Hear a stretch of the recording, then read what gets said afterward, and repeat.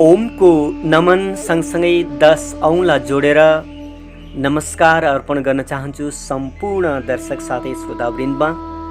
यो मेरो सानो प्रयास नेत्र आचार्यज्यूले सम्पादन गर्नुभएको योग स्वास्थ्य लाभ र साधनाका अनुभूति भन्ने पुस्तकमा समेटिएको पतञ्जलि योग समिति नेपालका राष्ट्रिय प्रभारी श्री लवदेव मिश्रज्यूको योगिक जीवन कहानी वाचन गरेर हजुरहरू सम्पूर्ण समक्ष पुर्याउने सानो जमर्को गरेको छु।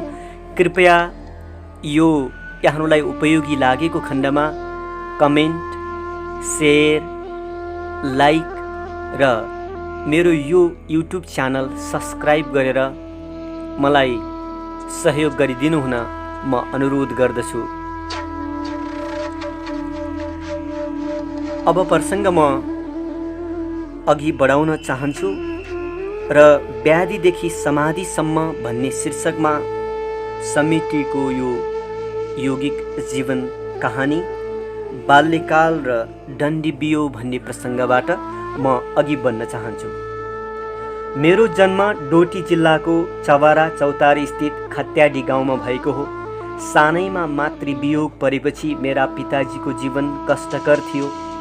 हाम्रो परिवार हिउँदमा तराई र गर्मीमा पहाडमा बसाइँ सर्थ्यो। म जन्मेको 17 दिनमै आमाले मलाई पहाडबाट तराई सार्नुभयो। 5 दिनको पैदल यात्रा गरेर मलाई मेरी आमाले नै प्रारम्भिक शिक्षा दिनुभएको हो। पहिलो दिन म स्कुलमा जान मानिरहेको थिइनँ। सायद मास्टरले पिट्छन् भन्ने सुनेको हुँदा मलाई स्कुल जान डर लागिरहेको थियो। परिवारमा मलाई स्कुल पठाउने कुरा गर्न थालेपछि मैले खाना खानै मानिरहेको थिइनँ। म रुँदै चिच्याउँदै थिएँ। यद्यपि मेरा दाजु दिदीहरू सबैले घिच्याउँदै मलाई स्कुल लगे। स्कुलमा आजभोलिको जस्तो डेस्क बेन्चमा बस्ने सुविधा थिएन। स्याउलाले छाएको छाप्रोमा कच्चा कोठा थियो। म आफैले लगेको बोरा बिछाएर भुइँमा बसेँ। दिन बित्यो, कसैले पिटेन। भोलिपल्टदेखि भने स्कुल जाँदा मलाई दाजु दिदीले घिच्याउन परेन। मलाई पढाइमा रुचि भने भएन। खेल्न कुद्न मन लाग्थ्यो। गृह कार्य गर्न छोडेर डन्डीबियो खेल्न दौडिन्थेँ। डन्डीबियोलाई पहाडमा हुँदा कुड्की दाउबली भनिन्थ्यो डोटिली भाषामा। तराईमा खेल्दा गुल्ली डन्डा भनिन्थ्यो थारू भाषामा। पहाडमा होस् या तराईमा म डन्डीबियो खेल्न उताउलिन्थेँ।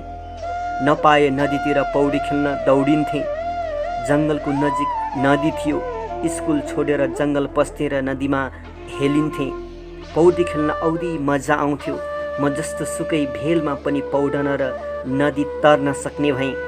वर्षा भएका दिनमा काँडा नदीमा ठुलो भेल आउँथ्यो। साथीहरू खबर ल्याइहाल्थे र हामी नदीतिर दौडिन्थ्यौँ। भेल बाढीको पानी फोहोरको लेदो जस्तो हुन्थ्यो। तैपनि हामी लुगा खोलेर भेलमा पसिहाल्थ्यौँ। कान हिलो पानीले भरिन्थ्यो। भित्र फोहोर पसेर होला मेरो कान दुख्न थाल्यो।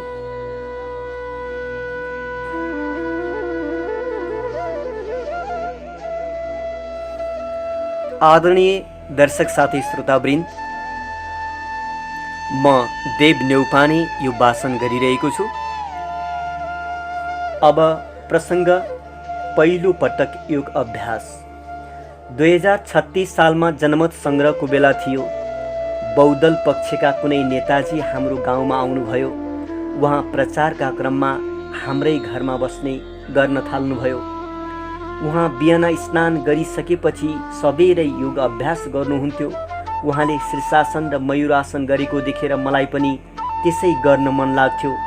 म घरभित्र पसेर भित्तामा आड लगाई शीर्षासन गर्ने चेष्टा गर्थेँ। हुँदैनथ्यो। म सोच्थेँ यस्तो किन गर्न सकिन्न होला। मैले योग अभ्यासमा रुचि राखेको देखेर होला मेरा एकजना दाजुले धीरेन्द्र ब्रह्मचारीको योग विज्ञान नामको पुस्तक किनेर ल्याइदिनु भयो। त्यो पुस्तकमा कठिनतम आसनहरू गर्ने तरिका, आसनको विज्ञान र व्याख्या समेत उल्लेख थियो। मैले त्यो किताब पढेर आसन र तिनको उपयोगिता सम्बन्धमा धेरै ज्ञान हासिल गरेँ। एसएलसी उत्तीर्ण गरेपछि म काठमाडौँ आएर कानुन विषय पढ्न थालेँ। स्नातक तहको अध्ययनका क्रममा वाल्मिकी क्याम्पसको बाहिर योग तथा प्राकृतिक चिकित्सा प्रशिक्षण लेखिएको टुल टाँगिएको देखेँ। मैले 6 महिने त्यो प्रशिक्षण लिएँ। यतिराज भट्टराई गुरुसँग धेरै सान्निध्य भयो। मैले योगका बारेमा पहिलोपल्ट आधिकारिक रूपमा सिकेको उहाँबाटै हो। त्यो प्रशिक्षणले ममा झन आत्मविश्वास बढायो। फुर्सदको बेला राजधानीका विभिन्न गुम्बा, मन्दिर र सन्तहरूका आश्रम घुम्न मन लाग्थ्यो। योग दर्शनका बारेमा, श्री अरविन्द, भगवान बुद्धको शिक्षाको बारेमा अध्ययन र चिन्तन गर्दै गएँ।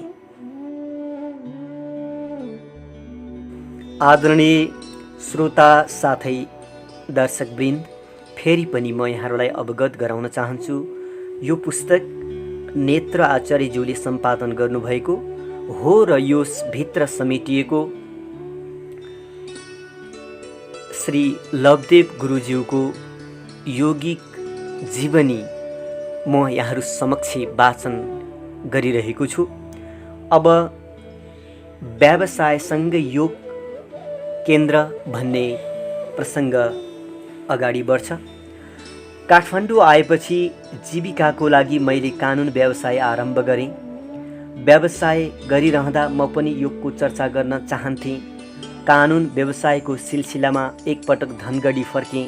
त्यो बेला दिल्ली, श्रावती, पुट्टपर्ती, पट्टिचेरी, माउन्ट आबू, पुना इत्यादि आध्यात्मिक केन्द्रहरूमा भ्रमण गरेँ र धेरै कुरा सिकेर फर्केँ।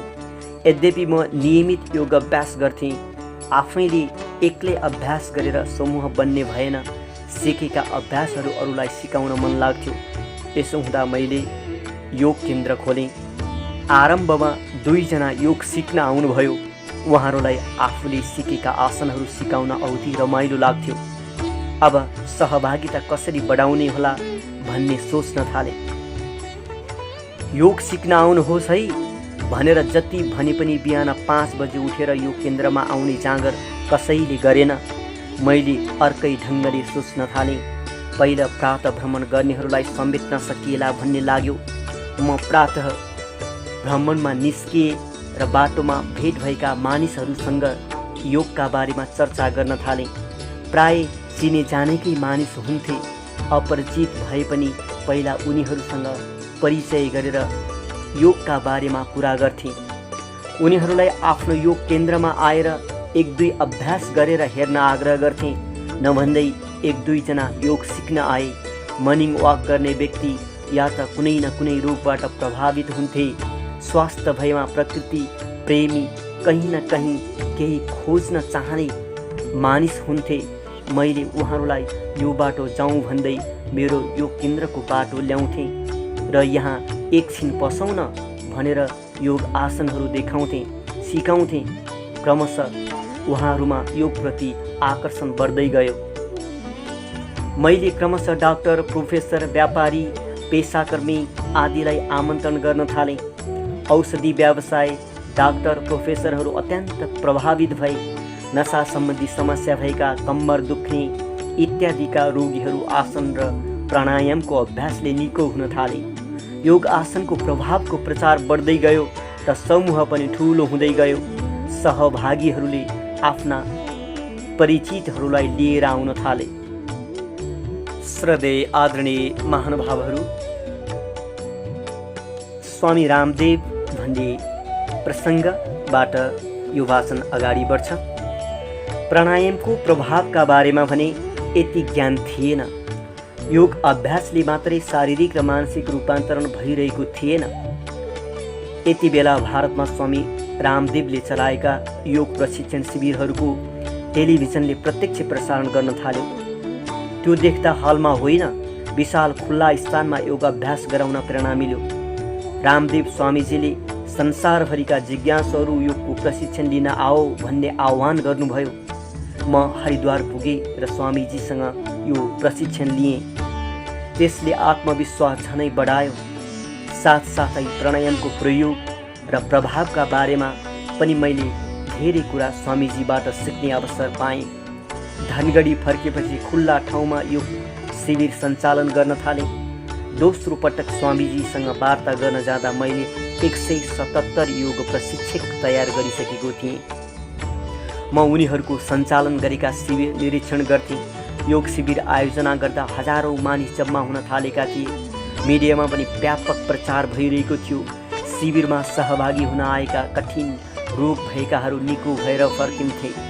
यो सबै खबर पाएर स्वामीजी प्रभावित हुनुभयो। उहाँले अब कैलालीमा मात्रै सीमित रहनु हुँदैन, तिम्रो देशको जिम्मा लिनुपर्छ भन्नुभयो। म पतञ्जलि योग समितिको राष्ट्रिय प्रभारी भएँ। यस प्रकार पतञ्जलि योग समितिसँग जोडिएपछि म देशभर योग शिविर सञ्चालन गर्दै घुम्न थालेँ। आजसम्म हामीले लाखौँ नेपालीलाई योग सिकाएर स्वस्थ जीवनशैलीको मार्गमा दीक्षित गरिरहेका छौँ। आदरणीय दर्शक साथै श्रोतावृन्द, फेरि पनि म यहाँलाई अवगत गराउन चाहन्छु, यो नेत्र आचार्यज्यूले सम्पादन गर्नुभएको पुस्तकमा समेटिएको पतञ्जलि योग समिति नेपालका केन्द्रीय प्रभारी श्री लवदेव मिश्रज्यूको यो यौगिक जीवन कहानी म वाचन गरिरहेको छु। अब पतञ्जलि योग समिति प्रसङ्गबाट यो वाचन अगाडि बढ्छ। पतञ्जलि योग पीठ नेपाल आचार्य बालकृष्णजीको नेतृत्वमा गठन भइसकेको छ। मैले पतञ्जलि योग समिति नेपालको प्रमुखको कार्यभार पाएको छु। समग्र देशलाई 6वटा क्षेत्रमा विभाजन गरी क्षेत्रीय प्रभारी तोकिएको छ। त्यस अन्तर्गत अञ्चल प्रभारी रहन्छन्।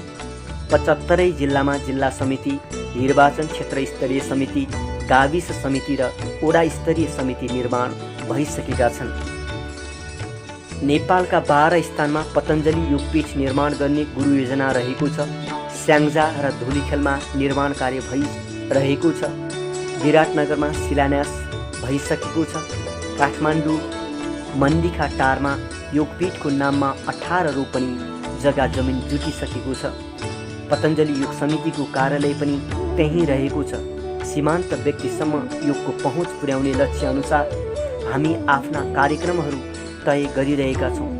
यसबाहेक नेपालमा पतञ्जलि औषधि कारखाना निर्माण गर्ने कार्यक्रम पनि रहेको छ। यहाँका दुर्लभ जडीबुटीलाई उपयोग गरेर देशको आर्थिक समृद्ध गर्ने लक्ष्य अनुसार यो कार्य अगाडि बढिरहेको छ। किसानलाई जडीबुटी खेती गर्न बिउ तथा अन्य सहयोग दिने र उनीहरूको उत्पादन खरिद गरेर देशबाट औषधि निर्माण गरी भारत तथा अन्य मुलुकमा निर्यात गर्ने योजना रहेको छ। पतञ्जलि योग समिति नेपालका केन्द्रीय प्रभारी श्री लवदेव मिश्र गुरुको यो यौगिक जीवन कहानी वाचन भइरहेको छ। म देव नेउपाने। अब प्रसङ्ग योग समग्र जीवन पद्धति भन्नेबाट म वाचनलाई अगाडि बढाउन चाहन्छु। योगका विषयमा धेरै भ्रमहरू प्रचार भएका थिए। जस्तो पाश्चात्य मुलुकमा योगलाई योगा भनेर उच्चारण गरिन्थ्यो र यसलाई शारीरिक सुगठनका रूपमा मात्र लिइन्थ्यो। योगलाई समग्र जीवन पद्धति बनाउन सकिन्छ भन्ने यथार्थ स्वामी रामदेवजीले प्रचार गरिदिनुभयो। योग आसनको नियमित अभ्यास तथा प्राणायामको विधिपूर्वक अनुशीलनद्वारा शरीरको रोग त निको हुन्छ नै, मानसिक समस्याहरू पनि समाधान हुँदै जान्छन्। डिप्रेसन आदि मनका रोगहरू समेत नियमित योग अभ्यासबाट ठिक हुँदै जान्छन्। यसबाट के थाहा भयो भने योग शारीरिक कुरा मात्र होइन, त्योभन्दा गहिरो तहसम्म यसको प्रभाव हुँदो रहेछ।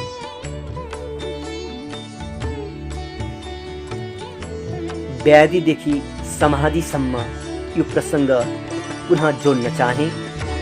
आजभोलि मानिसहरू समस्याले ग्रस्त छन्। उनीहरू तुरुन्तै यसको समाधान चाहन्छन्। स्वामी रामदेवले ईश्वर, स्वर्ग, समाधि जस्ता नदेखिने विषयको प्रवचन दिनु भएन। उहाँले मानिसभित्रको यही पीडालाई समात्नुभयो, सम्बोधन गर्नुभयो। मानिस कि त शारीरिक व्याधिका कारण कि मानसिक रोगका कारण दुखी छ। हरेक बिहान 1 घन्टा योग गर्दा यी दुवै खालका समस्या निर्मूल हुन थालेपछि योगप्रति मानिसको सकारात्मक सोच बन्न थाल्यो। अर्को पक्ष आधुनिक मेडिकल साइन्सले गर्न नसकेको उपचार योग अभ्यासको माध्यमबाट हुन थालेको देखेपछि चिकित्सकहरू पनि योगको अनुशीलन र उपयोग गर्न लागेका छन्। चिकित्सकहरूले नै बिरामीलाई योग अभ्यास गर्न सल्लाह दिन थालेपछि योगको झन् व्यापक अभ्यास हुन थालेको छ। शरीरका र मनका स्वास्थ्य सम्बन्धी समस्या समाधान नगरी समाधितर्फको यात्रा आरम्भ गर्न पनि सकिँदैन। अष्टाङ्ग योगले यही भन्छ। आजभोलि अधिकांश मानिसले योग अभ्यास गर्न थालेका छन्। टेलिभिजनबाटै सिक्न सकिने हुँदा यसको प्रसार घर घरमा सहज रूपले पुगेको छ। जति तीव्रता तन्मयताका साथ योग अभ्यास र प्राणायाम गरिन्छ उति नै शीघ्र शरीर तथा मनको शुद्धिकरण हुन्छ र समाधितर्फको यात्रा अगाडि बढ्छ। योगको अभ्यासले शारीरिक मानसिक स्वास्थ्य मात्र होइन, जीवनमा सुव्यवस्था पनि ल्याइदिन्छ। रोगको 80% कारण मन बनिरहेको हुन्छ, जस्तो मधुमेह रोग अग्नाशय अर्थात् प्याङ्क्रियासको निष्क्रियताका कारण उत्पन्न हुन्छ। जब जब तनाव बढ्छ तब तब प्याङ्क्रियास प्रभावित हुन थाल्छ र यसले आफ्नो कार्य नियमित रूपले गर्न सक्दैन। यसो हुँदा रोगको साङ्केतिक कारणको मात्र उपचार गरेर पुग्दैन। आदरणीय दर्शक साथै श्रोतावृन्द, यहाँहरूलाई कस्तो लागिरहेको छ? पक्कै पनि उपयोगी लागेको छ भन्ने आशा छ र यहाँहरूले लाइक कमेन्ट सेयर पनि गर्नुहुन्छ भन्ने पूर्ण विश्वासको साथमा अब म तनाव हटाउन प्राणायाम भन्ने प्रसङ्गबाट पुनः अगाडि बढ्न चाहन्छु। तनाव आदि मानसिक रोग निको पार्न प्राणायामले धेरै टेवा दिन्छ। तनावका बेला शरीर आकरण बोझिलो हुन्छ, आलस्यता बढ्छ, ससाना कुरामा उत्तेजित हुने वा आवेगमा आउने हुन सक्छ। के गरौँ कसो गरौँ भन्ने छटपटी हुन्छ। यस्तो अवस्थामा मुख्यतया कसरी हुन्छ भने जब जब शरीरमा अक्सिजनको अभाव हुन थाल्छ तब तब दिमागले यथोचित रूपले काम गर्न सक्दैन र तनाव बढ्छ। आजभोलि धुवाँ धुलोका कारण वायुमण्डल प्रदूषित हुँदै गएको छ।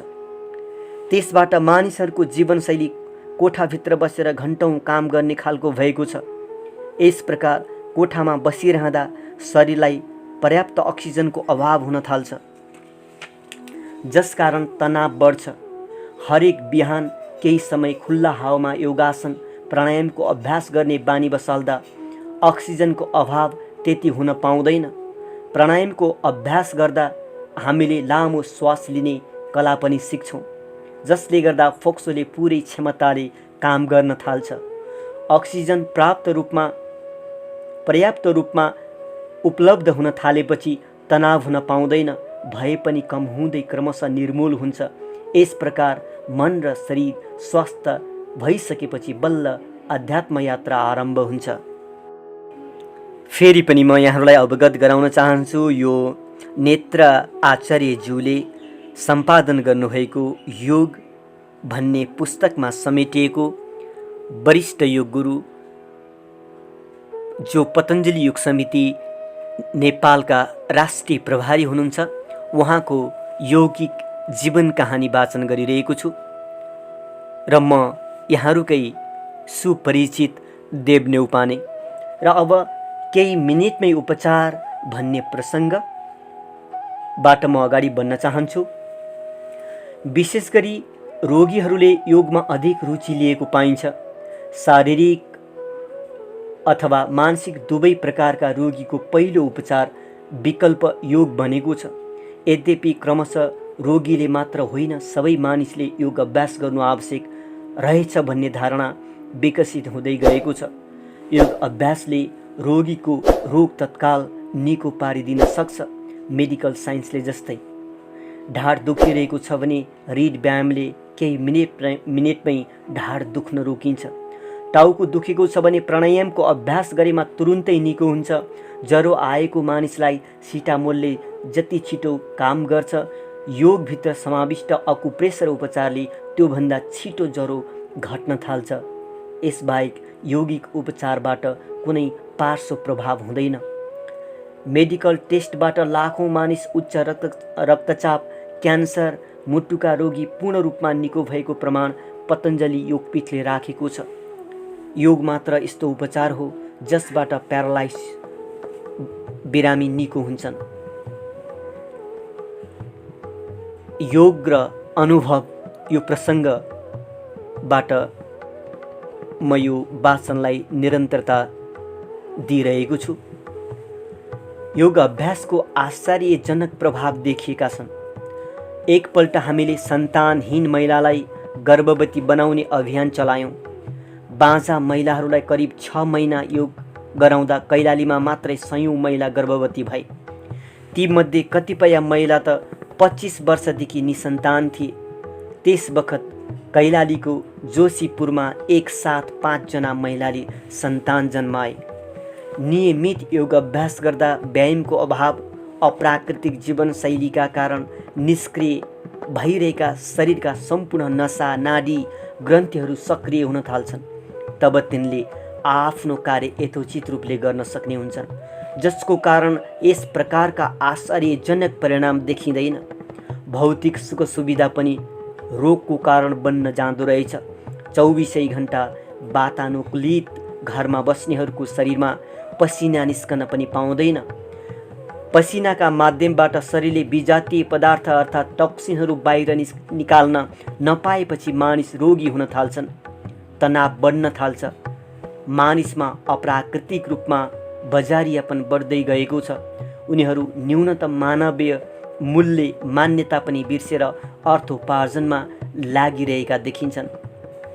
बेइमानी र भ्रष्टाचारमा लिप्त हुँदै जाने स्वभाव परिवर्तन गर्न पनि योग अभ्यास आवश्यक छ।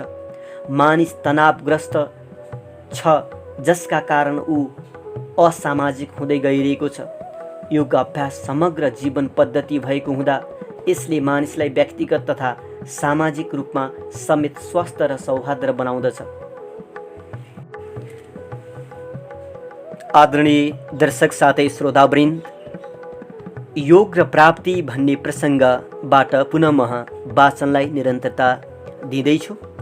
जब जब मानिस व्यक्तिगत रूपमा दुखी हुन्छ, अशान्त हुन्छ, तब उसले समाजमा पनि कुनै न कुनै उपद्रव मचाउन थाल्छ। आधुनिक पाश्चात्य संस्कृतिले सुखको स्रोत, आनन्दको स्रोत भौतिक वस्तुमा देखाउँछ। योगले भौतिक वस्तुमा 1% मात्र सुखको स्रोत हुन्छ, बाँकी 99% त आन्तरिक सत्ताको खोजीमा छ भन्ने रहस्य औँलाइदिन्छ। त्यो अनादि स्रोतको झलक जसले पाउँछ उनीहरूमा अहोभाव पैदा हुन्छ, जीवन कृतकृत्य हुन्छ। त्यो झलक नपाउनेहरूले जीवनको आनन्दको 1 अंश मात्रै पाए, 99% गुमाए। अर्थोपार्जन र सुखाशैल मात्र जीवनको उपलब्धि होइन। मानिस बीचको आपसी सम्बन्ध र बन्धुत्वको भावना त्योभन्दा ठुलो उपलब्धि हो। सम्पूर्ण समाज र देशलाई उन्नतिको पथ प्रदर्शन गर्न सक्नु अझ ठुलो उपलब्धि हो। आर्थिक उपलब्धिका लागि सबै उपलब्धिका ढोका बन्द गरिदिनु कहाँसम्म सुसङ्गत हुन सक्छ मानिसका लागि। आदरणीय श्रोता साथै दर्शकवृन्द, अब योग पनि भोग पनि भन्ने प्रसङ्ग।